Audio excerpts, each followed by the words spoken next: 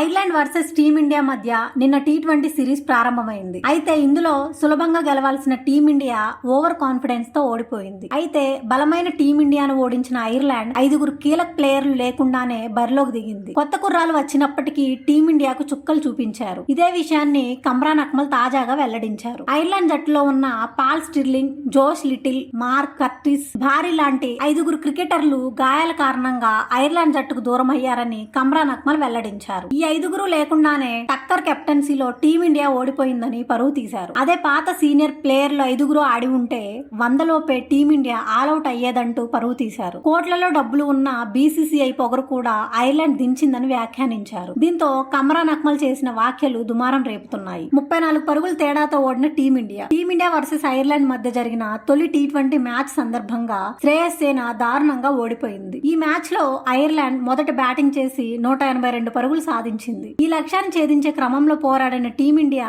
148 పరుగుల వద్ద ఆల్అౌట్ అయింది. దీంతో 34 పరుగుల తేడాతో టీమిండియా ఓడిపోవాల్సి వచ్చింది. ఆదివారం రోజున ఈ 2 జట్ల మధ్య చివరి టీ20 ఉంది. వీడియో నచ్చితే లైక్ చేయండి, షేర్ చేయండి. మన క్రికెట్ తెలుగు ఛానల్ సబ్స్క్రైబ్ చేయడం మర్చిపోవద్దు.